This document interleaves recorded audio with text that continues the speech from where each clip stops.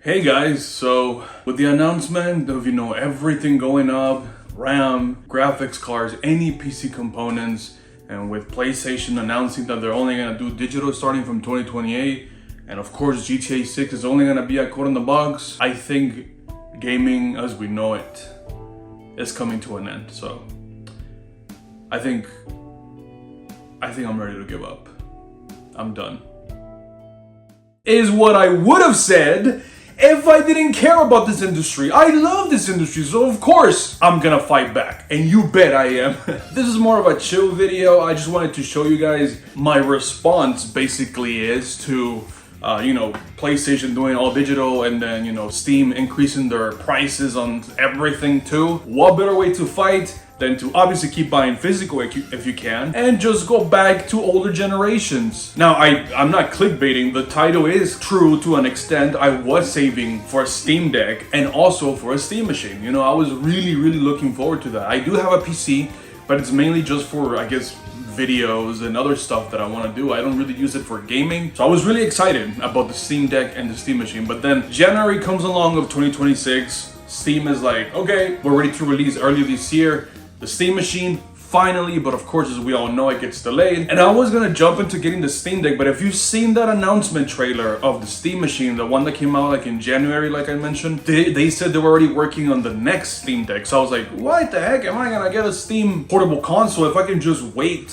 for the second one? Yeah, I mean, I know Valve is a little more flexible. I'm pretty sure if things ever go back to normal, or when things go back to normal, I'm pretty sure the first company that's gonna bring their prices down is Valve, but who knows when that time's gonna come. So, I mean, I saved up all that money, so I wanted to spend it somewhere because I really wanted to buy some, hardware. And you add on top of all that, what I just mentioned earlier, what PlayStation's doing, GTA 6 did. Man, I think I just went with, a 3DS instead. Basically, starting from now until things get better, I guess, I'm gonna start slowly to build my retro collection. And what better consoles to get than number one, the ones that are harder to emulate, and also the ones that I just happened to skip when I was younger. And the 3DS was one of them. I got this on eBay. I think it was for like $100 or $110. I don't know if it's the best deal ever, but I mean, I have a crap ton of money saved up for a Steam machine and for a Steam Deck. Imagine, just think of what the original prices were going to be for both the Steam machine and how the Steam Deck prices were before the price increases. That's more or less the amount of money I had saved, but I guess I'm gonna spend it on something else instead. So yeah, and it came with this cool cover. I'm not really a Pokemon guy. I used to be a big Pokemon fan, but I've been wanting to get back into it, but there's just so many games to play, man. But hey, I think this is a 15th year anniversary. I don't know, it just says anniversary 15. It has a cool design. Call me a LARPer, but it looks cool. But what good is a console, retro or new, if you have no games? So I've been building my collection for the 3DS since the beginning of the year. Like I said, since they announced the price increases, it's just been downhill from there. And the game that I'm playing right now, and the one that's next, this is a little spoiler for the people that watch my channel. The next episode of Backlog Battle, if you don't know, I do have a mini series where I'm going through my backlog and I let a wheel decide what I'm gonna play next. And it just so happened that the next episode landed on my retro collection. And the one that I'm playing right now is a childhood game of mine. Dragon Ball Z, I don't know if you can see it. Dragon Ball Z, Harukaru Densetsu. When I started rebuilding my collection, or I guess build it from scratch, I wanted to start with games that I played when I was a kid. And when it comes to Dragon Ball Z and some other animes that you guys are gonna see right now, it's just, I have so many fond memories of this game and other games that I have in my collection. So, and I honestly don't know where they went. I was younger, I was a little kid. I don't know if my parents sold it or they got lost somewhere. I don't know. But I just, wanted to start there to get those memories back, and then start getting into new franchises from those specific consoles and whatnot. So yeah, I want to start with basically nostalgia for games that I play. And not to spoil the Backlog Battle episode, but this game is awesome. It is a little bit tedious, like Blue Dragon. If you see, I mentioned the Blue Dragon video a lot in the game, but it's because it's so good, or at least to me. It's kind of tedious, but for like a first time playthrough, I think it's good enough. If you like turn-based, this is turn-based. You know how I am with turn-based games. So if you combine, you know, Dragon Ball, which is my favorite anime, with turn-based, which is my favorite type of game, like this is like literally a dream come true. However, it is turn-based, but it's not completely like a turn-based RPG. Yes, you have 1v1 battles, but there's like cards involved, and it's pretty cool. But if you want an actual true turn-based RPG Dragon Ball experience, may I recommend you, drum roll please, Dragon Ball Z Attack of the Saiyans, bro. This, I never, oh, it's the other way around. I never had this game. I wanted it so bad. But by the time I wanted to buy it in stores and whatever, I don't know, I guess it just didn't sell good. I couldn't find it anywhere. And I wasn't aware of eBay or Amazon back in the day. Well, either way, I didn't have a debit card when I was like 12 or 13. So, I mean, heck yeah, this is a badass game. I haven't started it yet. I remember I had it on my phone as an emulator, and I had so much fun with it, but I never finished it, and this is gonna be my perfect chance to finish it. But if you notice, I still have a little box here. And that's because I don't have a box for Attack of the Saiyans or Horikoshi no Tetsu, so I put them on this next one. Boom! Speaking of other anime, Naruto, Path of the Ninja, and might as well get, I don't want this video to be too long, might as well get into the next one, Path of the Ninja 2. This duology of games, guys, is so underrated. I guess like anything in this life, you know, or in the gaming world, if it doesn't sell millions of copies, it's not a success. But bro, these games are amazing. This duology is fantastic, dude. I think especially Path of the Ninja 2, and I mean if you've seen Naruto, it has some original storyline, I believe. And Path of the Ninja 1 just follows an anime all the way up to Gaara. Gaara is the final boss. And here, I don't know if it goes all the way to Sasuke or, I don't know. But I do remember this having like an original storyline or original whatever in there. So yeah, you can probably see a pattern here. Two of my favorite animes, and they're all turn-based. Yeah, I wanted to start there. But I also wanted to jump into new franchises and just other games that I didn't in general. Next up, Fire Emblem Awakening. Guys, I've heard so many things about the Fire Emblem franchise. I know Fire Emblem Three Houses is considered like the best one, and it's on Nintendo Switch. That is on my to buy list. I want to add it to my collection, but there's just so many games. I mean, maybe eventually when I actually jump in, I'll get it. But for now, I did research what are the best Fire Emblem games. No, actually just the best 3DS games of all time, and this was up there on top of the list. So, you know, let's see if it's good. As you can probably tell, it's still sealed. I haven't even opened it, and I don't know when I'm gonna play it, but hey, it's here. Moving on from, you know, my favorite genre, of course I want to explore other genres, and what's a Nintendo console without Nintendo games? So we got Super Mario 3D Land. I do remember playing this when I was little, but again, I never finished it because I didn't, you know, finished it because I sucked at playing games. But I heard good things about this game. I'm very into, if you guys notice, I'm very, of course, into turn-based games, but very weird and obtuse games that nobody has even heard of or talks about to this day. So I wanted to get basically, you know, my LARPer license removed and actually play these damn games. Next up, oh, this is like one of my favorite franchises of all time.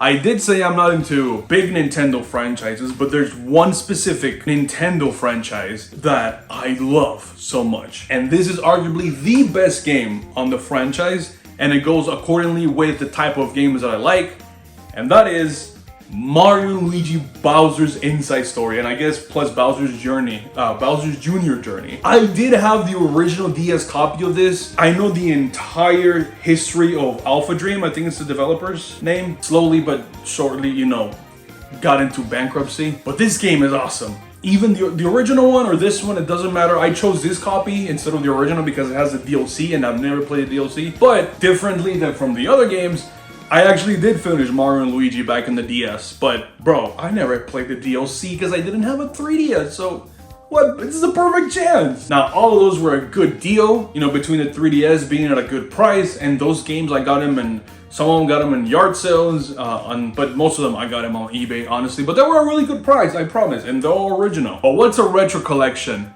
without home consoles too, right? There is another console that I skipped, and I still to this day cannot believe I skipped because it is arguably one of the most popular consoles of all time. And no, I'm not talking about the PlayStation 2. I'll get one eventually, but not yet. We're talking about the Nintendo Wii.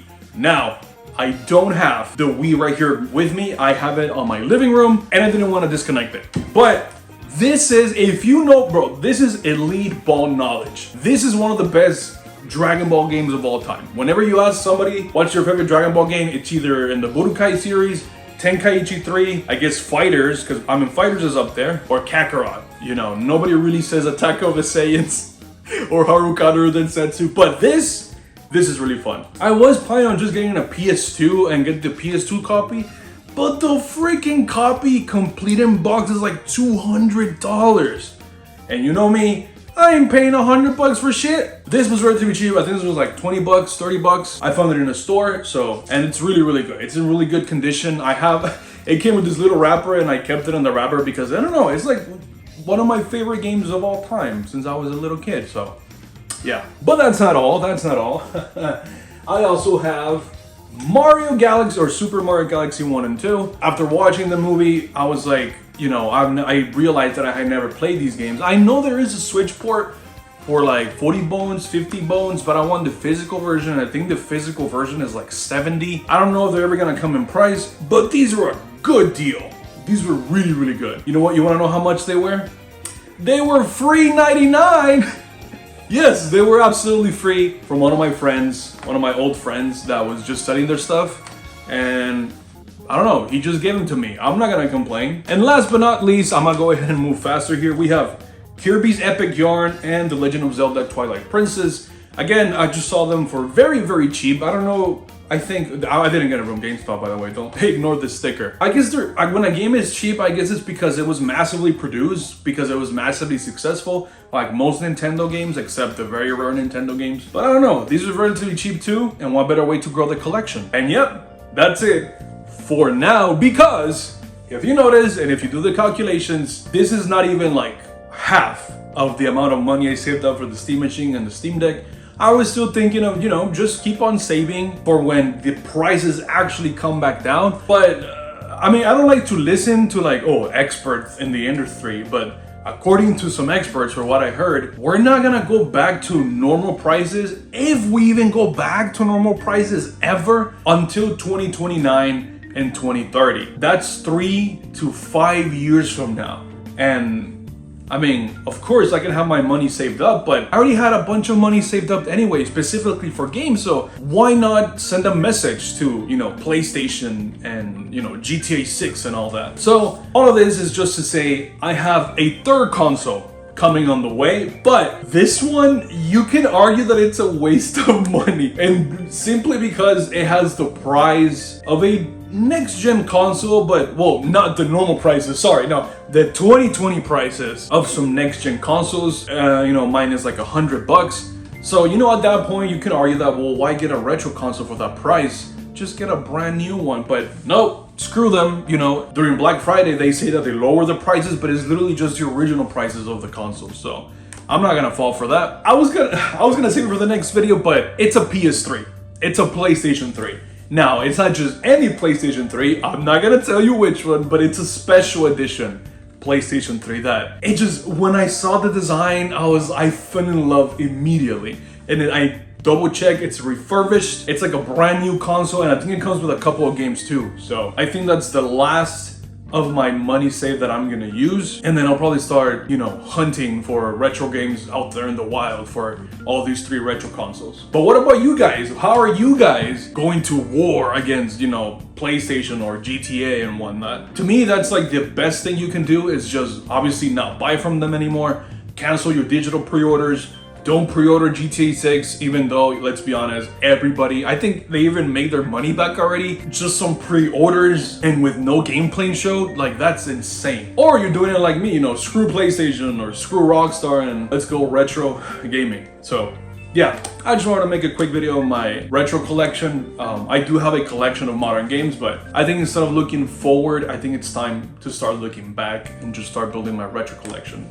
With these 3 consoles, well, with the PS3 on its way, I think I should have more than enough. Even with the new consoles that I have and my PC, I have more than enough to play until I freaking die. So if PlayStation is not gonna bulge, the PS5 is gonna be my last PlayStation console. So that got off in a tangent, but to leave you with this, if you really care about the industry, not just about physical games in general, about the gaming industry as a whole, I really recommend to obviously sign the petitions, you know, complain online, leave your comments, but remember my video about how we took it for granted, the physical media? If you really want to fight back, don't buy digital.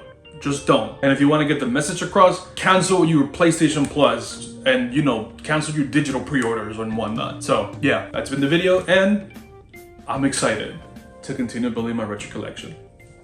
So thanks for watching.